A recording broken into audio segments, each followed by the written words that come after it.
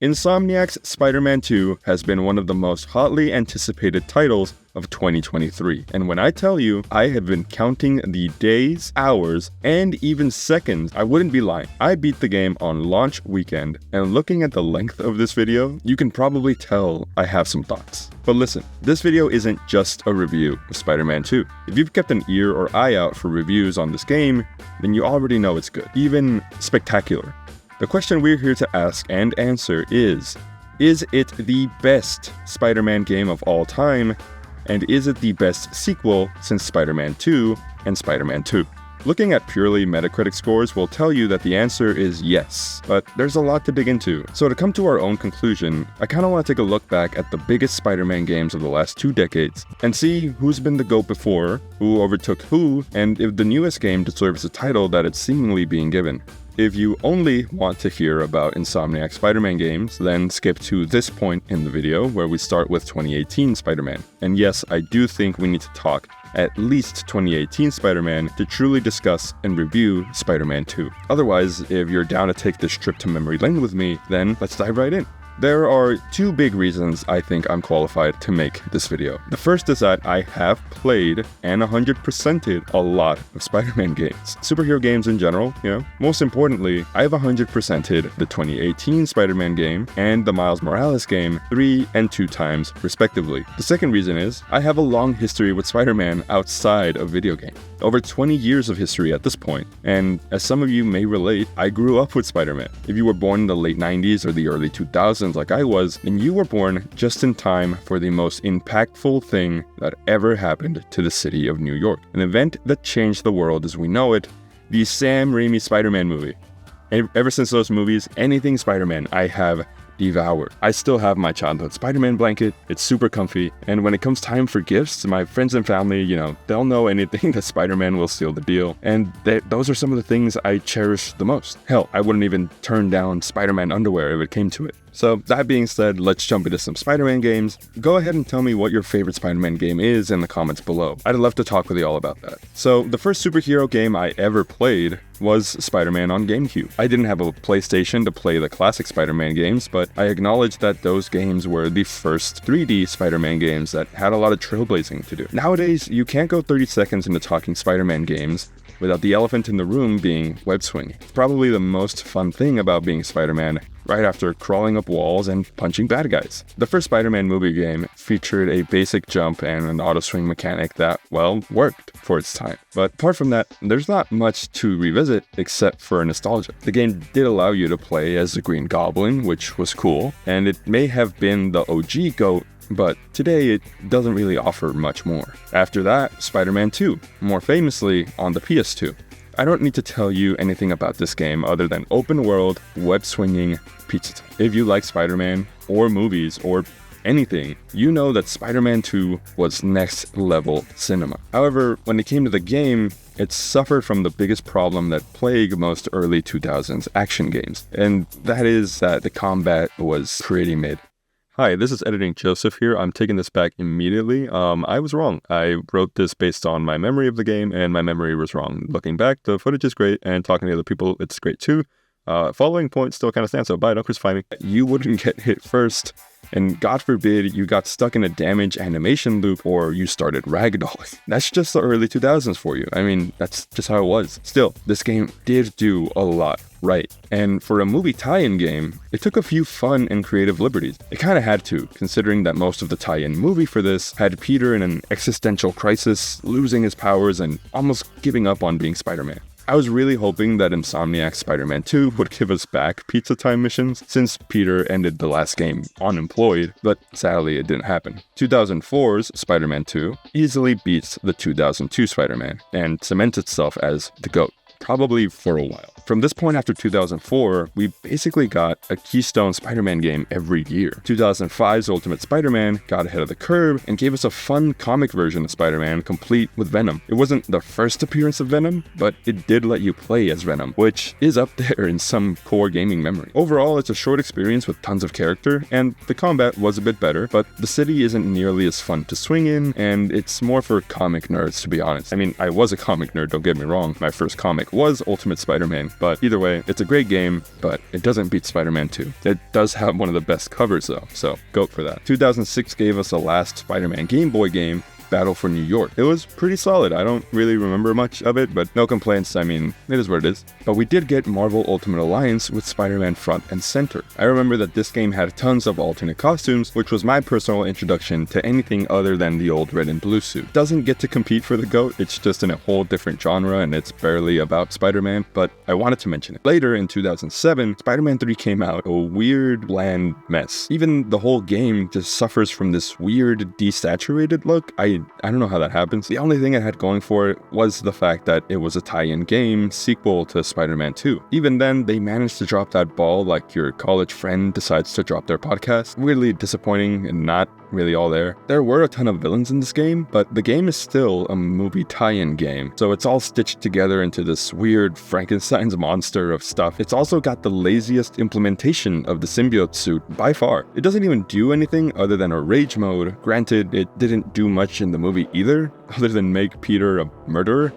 Anyways, one of the things I haven't mentioned really is the voice acting in all of these games is literally a joke. They got the real professional actors to voice their movie counterparts, but some of the actors just don't do well in a booth, I guess. Anyways, Spider-Man 3 may actually get my WOT rating as the worst of all time. Insomniac definitely looked at this one for what not to do with the Spider-Man game. The better of the two games this year was actually Spider-Man Friend or Foe, which weirdly used the movie version of most characters and the comic version of others, like Iron Fist. This is just a kid's game through and through, and I loved it as a kid. I got this for Christmas. But as an adult, the enemy variety is weak, and so is the level design. It's not the GOAT, not by far, but maybe the Weenie Hut Jr. GOAT of Spider-Man games. Okay, so now we're in 2008, and this is a big one. Web of Shadows. If you're like me and you don't personally remember any of the housing crisis, then it's because your brain, like mine, is also exclusively full of memories of this game. Insomniac famously looked back at Spider-Man 2 to find out what makes great open world Spider-Man and swinging. There's no doubt in my mind that they looked back on Web of Shadows for how to make a good symbiote brawler with Spider-Man 2. This game's combat was off the wall.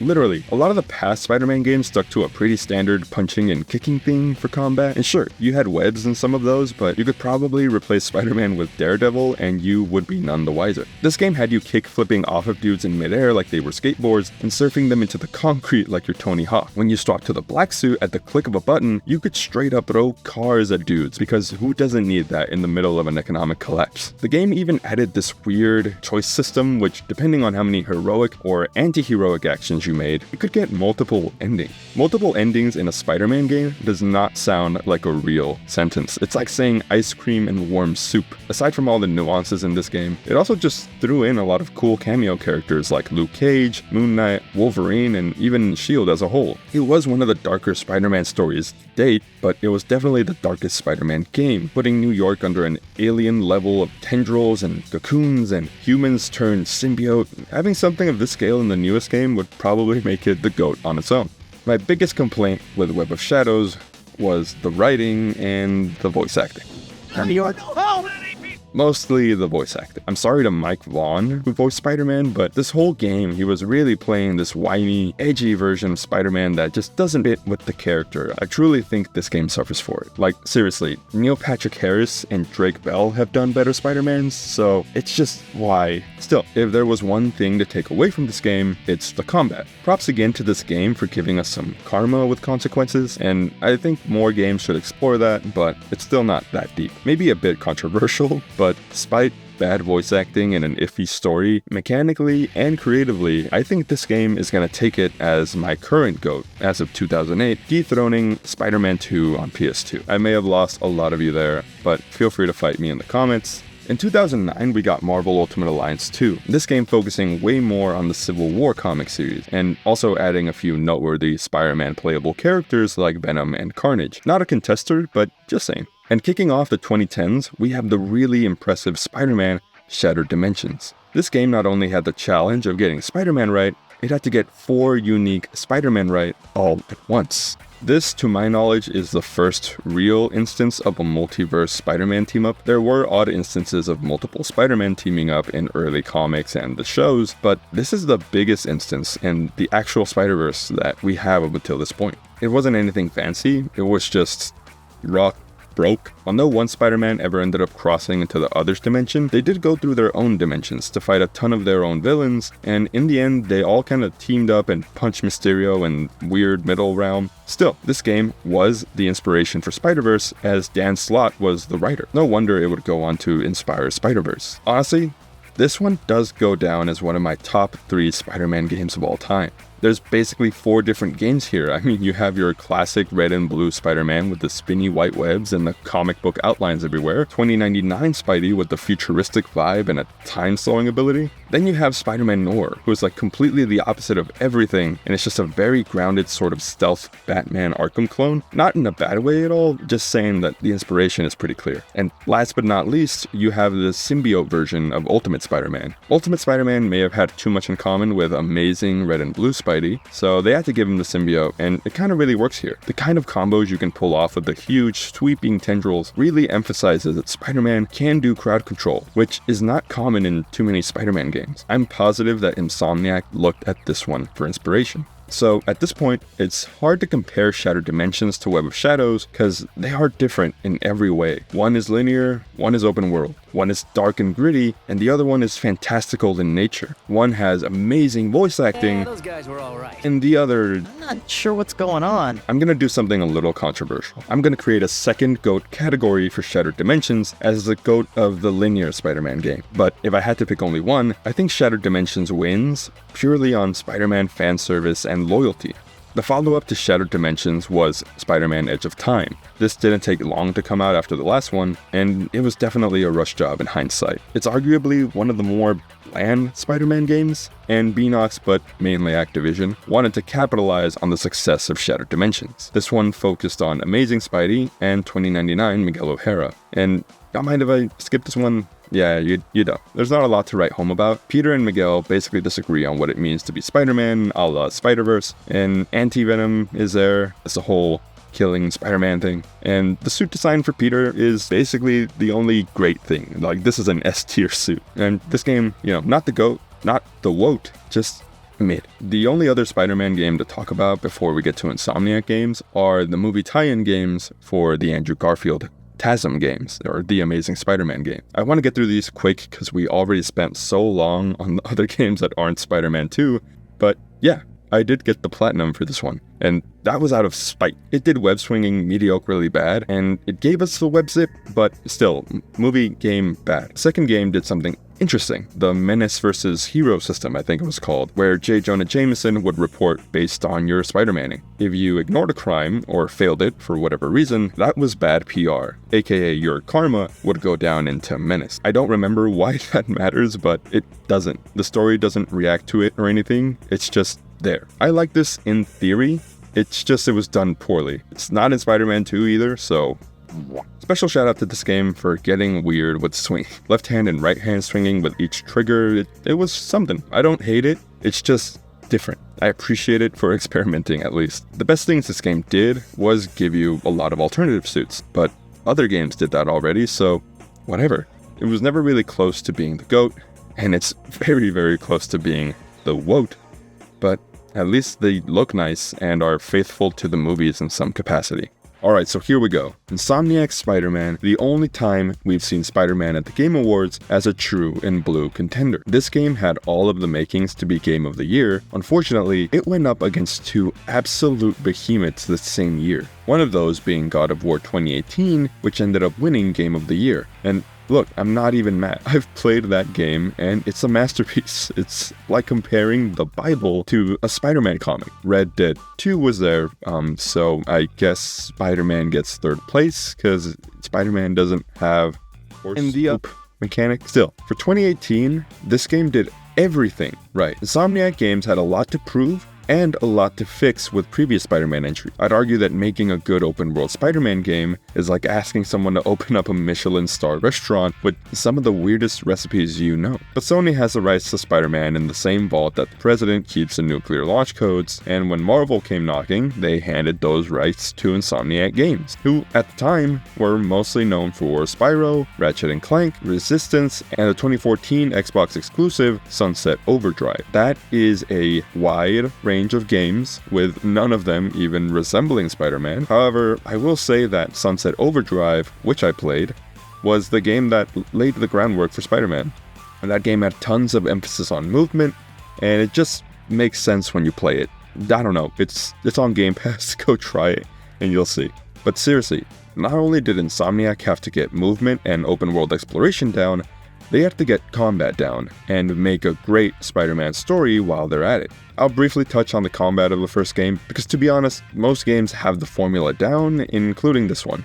I'm talking that simple but effective punch, counter, and dodge, maybe with an occasional gadget here and there, but I digress. This time the system is still a bit different. Instead of Y or triangle being a heavy attack, you can use your webs to either pull enemies or their weapon toward you, or throw them into things. You can also get your trigger webs to tie dudes up or stick them into the environment, and that's the thing that adds to the Spider-Man element of combat. Without the webs, you just get Punch Man video game the fifth. This wasn't the first game to come up with some of these web gimmicks, but it certainly does it best, and it does the character justice. Speaking of doing the character justice, the next most important thing was the story. The general audience had already been used to the classic origin story, and Uncle Ben dying is synonymous basically with Adam and Eve eating an apple. So once you get Origins out of the way, where do you go? And thanks to the foundations of the multiverse that were expanded since Shattered Dimensions, Insomniac had the opportunity to play with their entire own universe, which they called Earth 1048. They redesigned basically everything,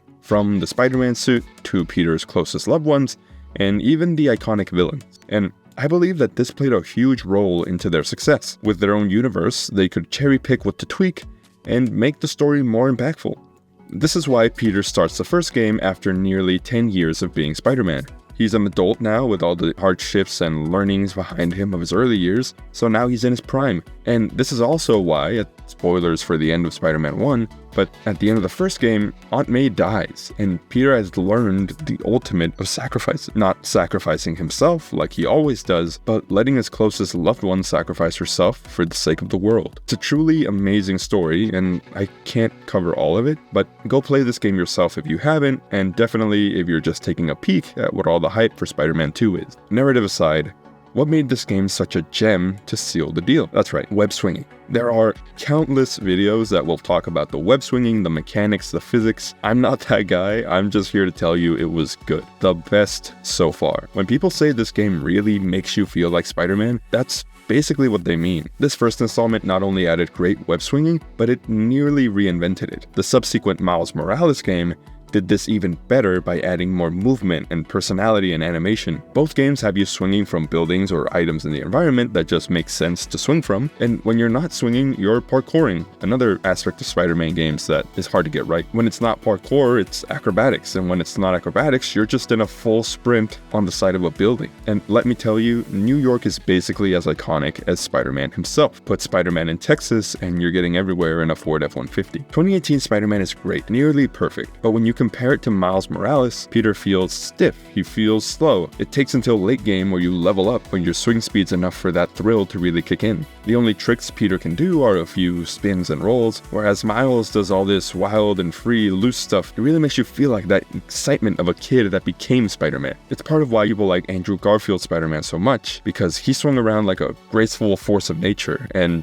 nonetheless, me and countless others can tell you that even when the game is done, when you 100% it and unlock the Undie suit, and you beat New Game Plus on the ultimate difficulty, you can still find fun for years booting up this game just to swing around and fight occasional crime. I did this for a lot of college. Sometimes I would come home and have tons of homework or be tired from everything that day, and the first thing I would do is unwind with 20 minutes of Spider-Man where I just swing around and feel better. This game didn't win Game of the Year, but it does win the GOAT crown. For reference, I'm adding both 2018 and Miles Morales as one entry because they're basically the same game, albeit just with different story. Alright, so after a lengthy look back and with all of that to say about the first few games, how does this newest installment fare? Obviously, if you've seen other reviews, then it's amazing, but is it the best of the best? I'll keep the important parts of the review spoiler-free. At this point, the game has been out for a bit, and we need to talk spoilers for some stuff that makes this game amazing. So I'll warn you when we get there and put a chapter in it just for that.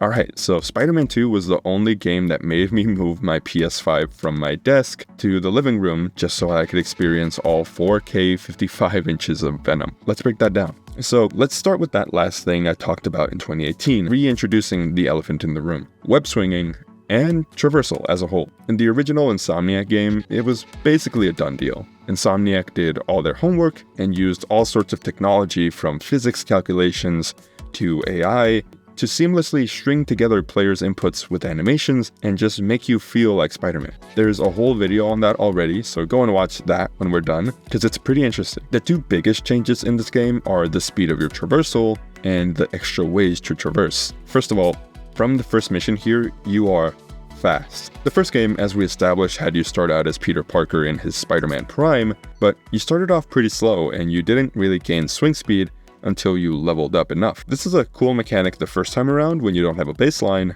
but definitely kind of annoying when you're just starting a fresh playthrough. In this game though, there's barely any speed leveling. I think there's only 2 skill points you can really put into actual speed, but mind you, you're still super fast from the start. I don't think it's a spoiler to talk about the swinging abilities in this game that you can unlock, but in case you don't know or you don't want to know, just skip ahead a little bit here. The two Spider-Men share one skill tree, and then they have their own smaller skill tree focused more on the side. All of the traversal abilities are in this shared skill tree. In a weird way, most of these feel like they should have been in the first game, and it's almost like Insomniac wanted to get the bare essentials down before allowing you to do everything. The web slingshot and the simple loop-de-loop are things most players felt were missing from the original game, and some of the previous lesser Spider-Man games had implemented them already in some capacity. The one thing we haven't had before are the web wings, and it's a classic part of old Spidey suits that not a lot of media gives the attention for. You get these right from the first mission, so it's not like an unlockable or anything, you just get a new way to go about the map, and it makes sense. Since the map has expanded to Queens and Brooklyn, not only will you be going through these patches of skyscraperless streets, but you'll also be crossing large bodies of water a fair amount. And sure, you can swing all along the bridge, but there's just something about how the wings work that makes using them feel right. I've seen a few people complaining that this doesn't actually add to the makes you feel like Spider-Man shtick, but I beg to differ. Sure, it can seem a little like a sleazy Superman 64 ripoff when you're going through the rings and if you only use these, and yes, the real meat and potatoes of Spider-Man traversal is in web swinging, but I actually enjoyed all of the times that I used the web wing. Granted, I still love swinging, but these come in handy more than you think. And some people swear that they won't use the web wings out of a strange sense of righteousness, but when you take the time to learn the best ways to use them and stitch them together into your web wing swing combo, it feels awesome. Props to Insomniac, because I don't think they really had any baseline for this. They just did that. Last big thing on the traversal here, Insomniac added an option for assisted web swinging, and it's basically a 1 to 10 slider, I think. 10 being the default, and again, that AI assisted, hey, you can just swing here and I'll take care of it for you, and 1 being, you are on your own, boy. You need to have taken at least 1 physics course. You'll have to calculate the speed of your web shot against gravity, and you are also going with gravity to calculate your mass and acceleration, because I played half of the game on that 10 setting, and the second half of the game on 1. You get used to that 1 setting, but it really is a whole different experience, and maybe it is more realistic, so maybe you do feel more like Spider-Man, but, you know, it's a completely different thing at that point, so just keep that in mind. There's not an achievement for it or anything, I just did it for a lack of self-esteem, I guess. But okay, enough about swinging and all that. What about the world? Because we've talked a lot about traversal, but it goes hand in hand with the open world. We already talked about how they added some districts of Queens and Brooklyn, but also something I don't think a lot of people are mentioning is just that Manhattan, which is the central island the first 2 games took place on, also feels like it got an expansion. I don't have confirmation on this, but it just feels way bigger. Like, even when you're going through Central Park with the web wings, it feels way more massive than the first game, and it feels like just the density and the scale of the buildings is increased. I spent a lot of time swinging through that first game, so this one just feels familiar, but still so different. Speaking of familiar but different, the buildings in the background got visual upgrades too. I'm sure Digital Foundry has a ton about this, but it's impressive considering that most of the time, you're still moving through the city pretty fast or looking at it from pretty far away. So we get what the world looks like and feels like, but what's actually in it. Because one of the biggest problems of open world games is collectibles. And Spider-Man games struggle with this the most because they often feel like they need to keep their collectibles grounded in the universe. It can't just be find all of these gold spiders or collect all of these vials of fluids. Some Spider-Man games use comics as collectibles, but I don't know how the world doesn't implode in a black hole from that lore. Spider-Man 18 had a sort of creative approach, which was to find backpacks that Peter had famously lost over the years. And Miles Morales also had a whole section dedicated to finding audio clips to make Uncle Aaron's trash New York City remix track, which I can tell you why this guy had to become the Prowler, but it at least gives you the Prowler suit, so it's fine. While there were some that felt like a chore, like the rooftop labs that sent you to go pick up literal trash, there were also weirdly engaging things not connected to the story, like helping Howard with his pigeons back in the first game. And it's interesting, after every pigeon you catch, he'll call you and tell you about that pigeon and how they matter to his wife, who's no longer alive. But there's that unspoken element to Spider-Man that's not just heroics, it's about Spider-Man and what he means to the city and its inhabitants, and that personal connection that Spider-Man can have as a city's symbol of hope. In Spider-Man 2, Insomniac learned about what worked from 2018's and Miles, and most collectibles now have some form of dialogue or relevant supporting cast thing that just adds a little bit of spice to collecting. It's like Dark Souls world building, but read aloud, and I like it. The old game had this concept of tokens that you get from doing side activities, but this game also adds component chests just scattered throughout, and the in-universe reason for this makes sense. To be fair, the game doesn't force you to scavenge for these. You still get a really good amount from stopping crimes or in between missions, but I found that the game is pretty generous. You will still need to engage with the world if you want to have your best spider self to get all the costumes, but as a fan, I don't mind at all. I kind of sped through these side things to focus on the story, not because I was rushing, but because it was so good that this sense of urgency, I just wanted to keep going with the story. When it came time for the final missions, I felt like maybe I was a little underleveled, and I really had to rely on learning the game's combat mechanics to actually get by. I lacked the special tokens that get more gadget upgrades or even significant health and damage upgrades. I did play this on the standard difficulty so that I can save that highest difficulty for my second run, but I was still getting like two-shotted at some parts of the endgame. So yeah, don't be like me, and you should actually go out there and explore the world. That's what it's all there for. The Emily May Foundation things are still kind of bland. Those are like the new Harry lab things. I did a few, but every time I was near one, I just kind of went shoop and like swung all the way around it. Overall, Spider-Man 2 succeeds in blending together collectibles and side quests to really add some extra motivation for you to look out for them.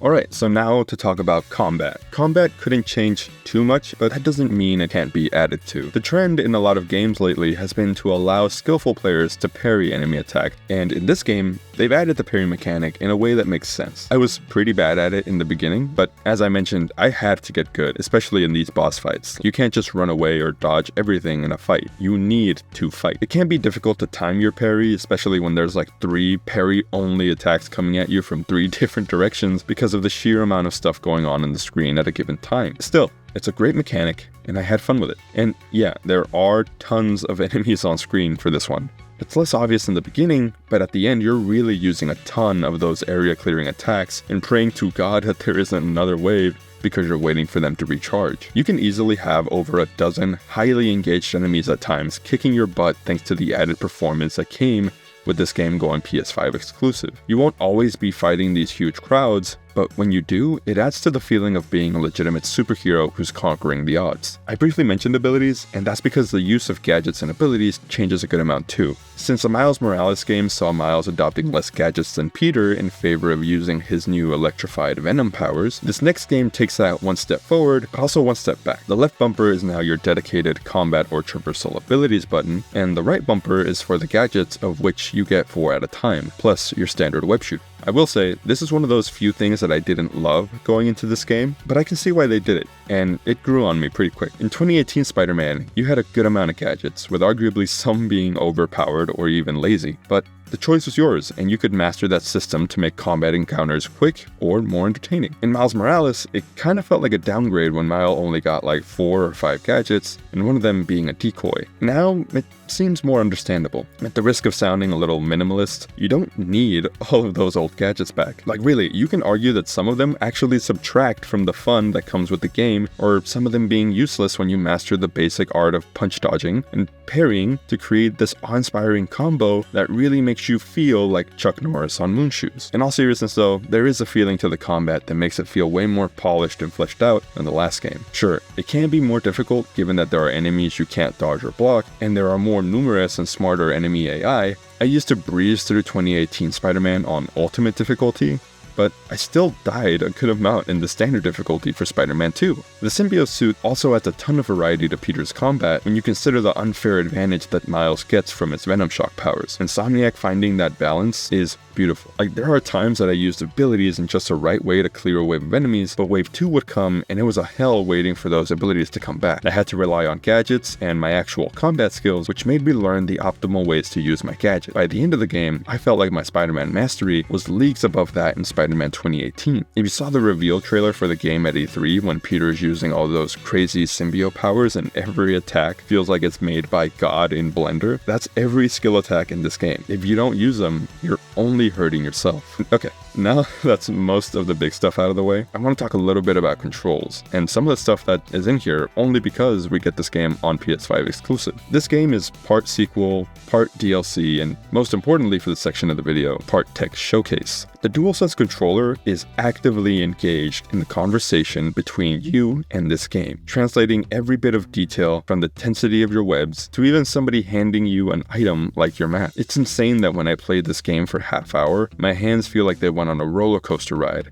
in the best way possible. I also don't know if it's because I've been playing PC Spider-Man for the last year, but the feel of combat is enhanced here in a way that you can only feel from the interaction with the PS5 controller. Like, looking at footage, you can barely tell a difference in how it controls, but it has such a weighty and almost pulled back feel to the punches, in a good way. It also goes without saying that the PS5 can make mincemeat of load times. Fast travel is that last thing, and yeah, it's stupid fast, but I see the conversation online of people bashing anyone for using fast travel in a Spider-Man game, which fair. With everything the game gives you, it's almost therapeutic to swing in between one mission and the next. I only fast traveled once in the whole game, and that was before the final mission where I had to go like 3,000 meters, and I was so excited that I was just like, F this, take me there. And yes, it was instant. It felt crazy, it felt next gen. It doesn't make sense to me, to be honest. But yeah, that's all I really want to talk about with the PS5 stuff. A few more things that I want to talk about, just stuff that I didn't know where to put it. First of all, starting with the Mary Jane missions. In the first game, a lot of people hated the Mary Jane missions, and it was kind of that one thing that you dreaded starting a new playthrough for. You knew those were going to come up eventually, and you just,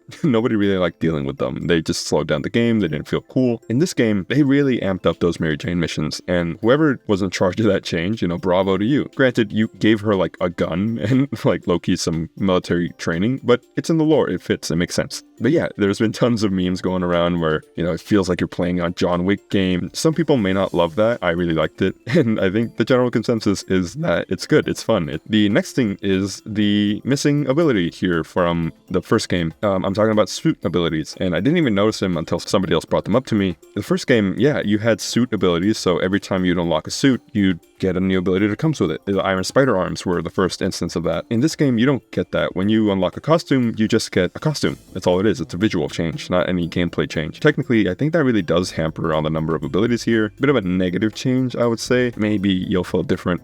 Technically, there are less abilities in this game when you really think about it. Maybe down a few points for that. You can tell me I'm coping or anything, but some of those abilities felt weirdly out of continuity, for lack of a better word. You didn't really get the point of the Spider-Punk thing, and there was only one suit that its only ability was quips. Not having that in this new game is kind of like weird and a bit of a letdown, but like I said, I didn't really notice it, so the fact that it can go unnoticed, especially to someone like me that played first one so many times, maybe isn't that bad. But then again, feel free to form your own opinion on this. Overall, it doesn't really change how good combat is or how good it really fits with the rest of the story. And I think that's it. And yeah, okay, so now let's actually move on to the story. Like, when people hear they're getting a sequel to Insomniac's 2018 Spider-Man, I think they get the idea that they know what they're in for mechanics-wise. They know what the combat's going to feel like. They know what the swinging's going to feel like. We all have a very general idea. Story-wise, what are they going to do next? You already know there's a lot going on in this game. Earlier, I mentioned that Web of Shadows was the darkest Spider-Man story told in gaming. And while that's true in some regard, Spider-Man 2 is rumored to be even darker. And in many ways, it is. But in many other ways, it's also one of the most heartfelt Spider-Man stories we've ever had the pleasure of seeing playing out cinematically. Web of Shadows did have this edgy demeanor quite reminiscent of the start of the 2010s, but Spider-Man 2 does it in a way more subtle and disturbing way, then quickly building up to this sort of insane thriller horror story that you rarely see Spider-Man in. Like, you know when in No Way Home, there was that whole sequence where Tom Holland, Spider-Man, and Green Goblin fight in the apartment building, and the whole thing just feels raw and brutal and kind of unsettling? This game does that a lot, and in the best ways possible. The first half of the game feels a bit safe, so to speak, but it's a really interesting contrast when this game spends a ton of that half fleshing out these really interpersonal relationships that many of the characters have with each other. Dare I say, it's the most real kind of dialogue in Spider-Man media ever. Peter and Harry are reuniting and rekindling their friendship. Miles is struggling to write his college admissions essay and really struggling to live up to his expectations or those that he places on himself from others. And there's a ton of other meaningful subplots going on between our main characters and the supporting cast. At the same time, it can feel like it brings out a conflict that's rarely seen in Spider-Man media, but all too familiar in very human dilemmas that you see in real life, only elevated by the weight of being Spider-Man on top of that. I won't spoil much yet, but it's crazy to see how a video game can put such engaging emphasis on the emotion of a story in a game where all you normally want to do is punch bad guys and swing through skyscrapers. To add to that looming sense of darkness, Spider-Man 2 explores some of Spider-Man's most dangerous and darkest foes on the roster. Venom is one of the most gruesome and ruthless villains in the Marvel universe, and Kraven is one of the most skilled and terrifying killers in Marvel as well,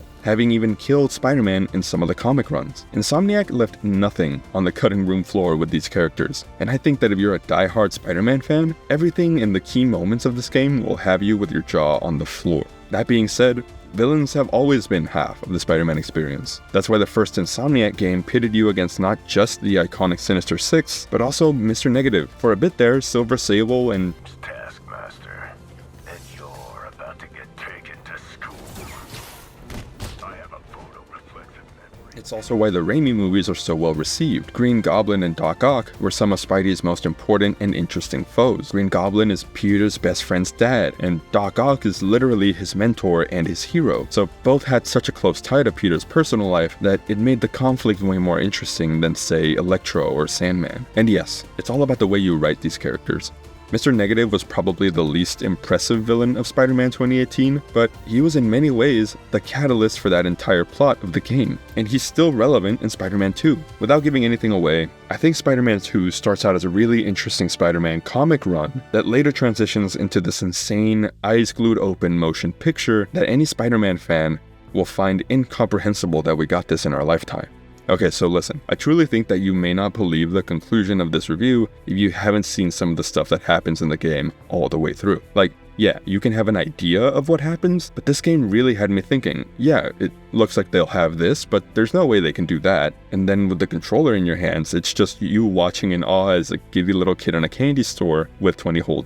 So, okay, let's talk spoilers in 3, 2, 1. The first half of this game I thought was pretty good. Perhaps a bit safe with Miles and Peter seemingly business as usual, but then Harry comes in and Peter is now obsessed with his old best friend. It was really sad watching Miles get totally sidelined and maybe even benched, and I was surprised by how the story conveyed this as well. Like, by the time I was done with the story, I realized just how little of the main missions I did with Miles. I do understand that Miles is basically most of the side content in this game, so you will get your serving of Miles Morales gameplay if you're really looking for it. And understandably, the story here does focus on Peter and the symbiote, so you kinda get why they had to make the game that way to fit the story. Still, from the beginning, where we see Norman give Harry the symbiote, to getting Harry as a sort of Agent Venom cameo, and then later him becoming this full-blown Venom, is wild. Almost everyone speculated that Harry was going to be the symbiote because of what the end of Spider-Man 1 told us, but I don't think anybody could have anticipated the way it plays out. And one more thing before we get fully into the Venom discussion. Kraven was actually an immensely interesting story to me. I was kind of hoping they would dive a bit deeper into his lore and what was happening with the whole potions and cancer thing, but that's probably homework for non-diehard fans. Regardless though, going through the game and getting environment or story cues that Kraven had captured and killed most of Spider-Man's enemies like Shocker, Vulture, and Scorpion really made me wonder where Insomniac would take this universe and the story. Like, seriously, these are iconic Spider-Man villains, and knowing that they're technically gone forever is almost incomprehensible to me.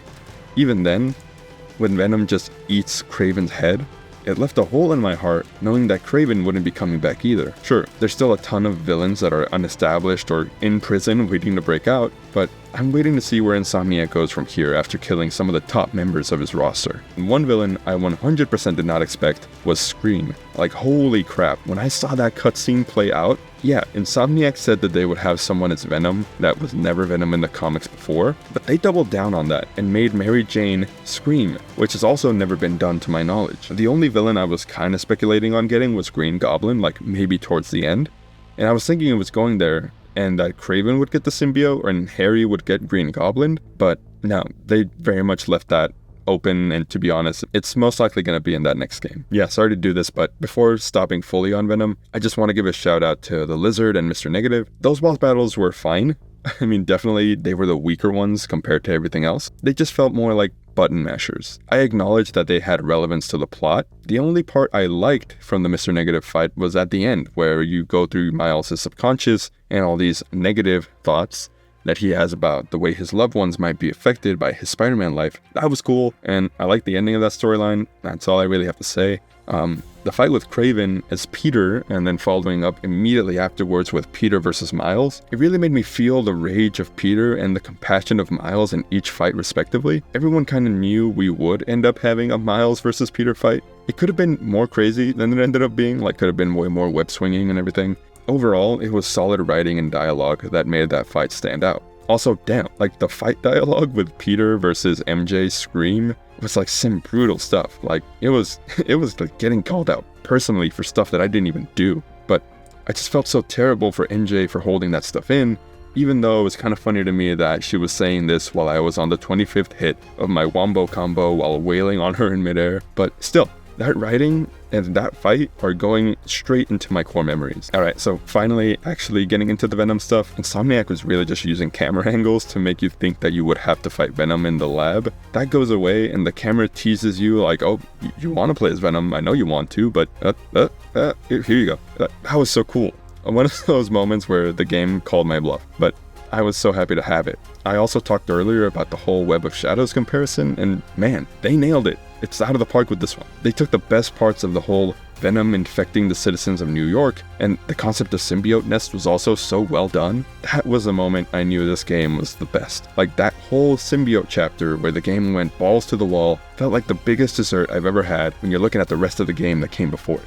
It almost makes me sad knowing that on a subsequent playthrough, you might have to get through all the other stuff just to get back to this epic last chapter. But as for that whole ending, I just want to say how hype I was for that entire ending. Like everything from the last few fights to the end credit scenes. Like I'm really bummed to think that maybe this next game is alluding to less involvement from Peter in the future, but that is speculation. It could just be a DLC thing. The great things though were the setup of both the Green Goblin and Cindy Moon, otherwise known as Silk. When Miles' mom mentioned having a new guy over at the beginning, it was like, okay, whatever. But at the end credits, I was like, oh, okay, it's gonna be a notable villain, like the Vulture reveal in Spider-Man Homecoming. And then it was just some dude, and I was so lost and underwhelmed, but then they hit us with his daughter being Cindy, and it cuts to black. Like, man.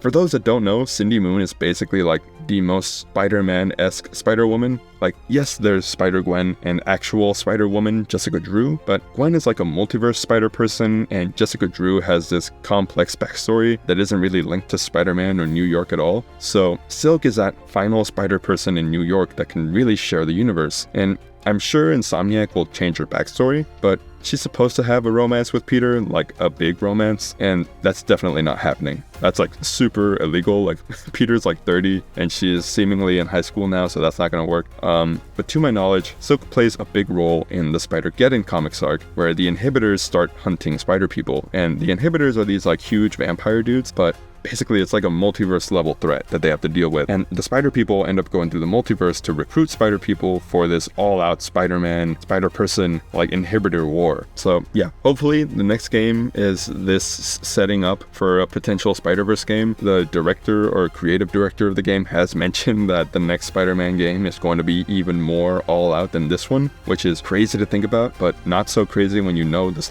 lore about Spider-Geddon. So, you know, hopefully we don't have to wait 5+ years for that one, but I hope that we don't have Spider-Verse fatigue by then. You know, Insomniac, take your time.